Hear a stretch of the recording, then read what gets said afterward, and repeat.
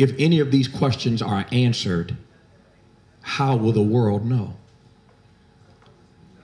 If any of these questions are answered, no matter how brilliant the answers may be, if any of these questions are answered, how will the world know?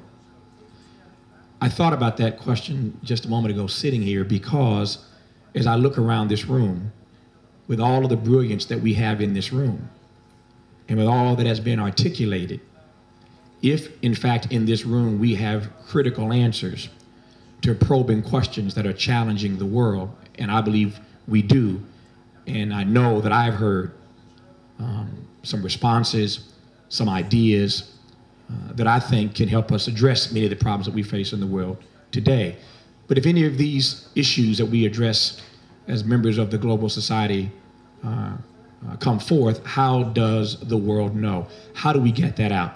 And therein, I'd like to take just 2 minutes to just offer a couple of practical suggestions. As was mentioned by Dr. Smiley, I host a TV and radio show every day. And so my job is to try in a very practical way, with a few minutes, to get people to be enlightened, encouraged, and empowered with the information they receive. I believe that knowledge is power, that information is power. And when we give people knowledge, when we share information, their lives are empowered. They can live better lives. That doesn't mean we have all the answers, but it does mean we have to engage in, as Dr. West would say, some Socratic exchange, Socratic dialogue, and come out of that kind of exchange with ideas, not just ideologies, but ideas. I make a distinction there, that can help people live better lives. Let me then ask you to consider 3 questions. So my take is a little different today. I'm not sure I want to give you any answers to anything. I'm not sure I'm gifted enough to do that, but I do want to pose 3 questions that I want you to consider beyond even our conversation today. Question number 1, how do we, in a practical way, introduce members of the world community to each other? We have come here today at the invitation, request of these 2 great moderators, and I've met people from parts of the globe that I would have never met had I not been here today.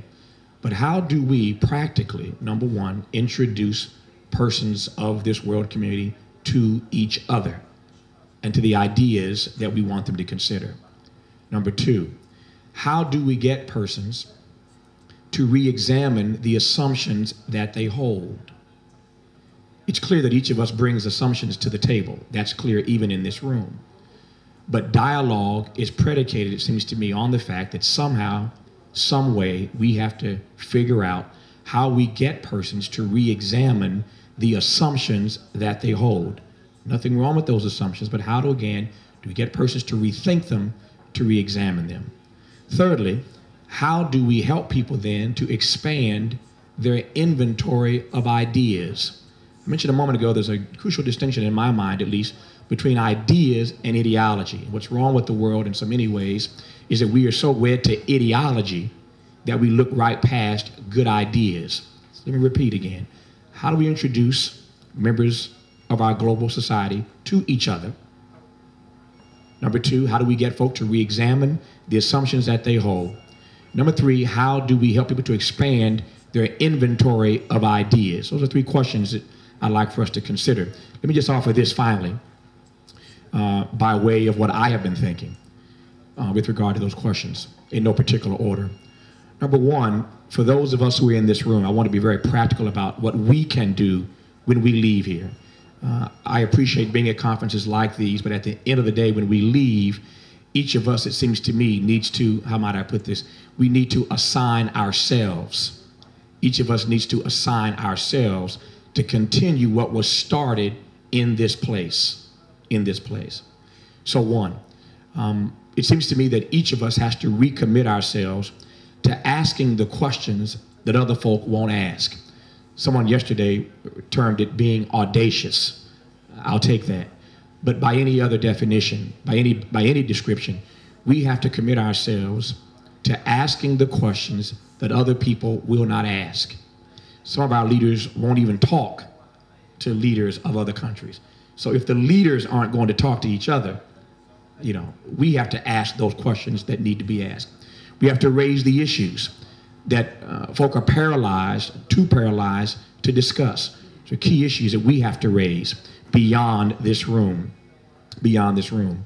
There are persons who need to be profiled. There are persons who I've come into the knowledge of just in this conference, who we have to insist get profiled in media outlets to express these points of view that are different than the mainstream, run-of-the-mill, milquetoast dialogue that we get all the time. We have to profile persons that otherwise would not be profiled. And finally, it seems to me we have to commit ourselves again to being generous listeners.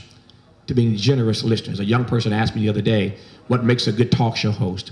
And I said very simply, it's not how well you talk, it's how well you listen. Those persons who are generous listeners end up being better talk show hosts. So there's a role here that the media must play, no question about it.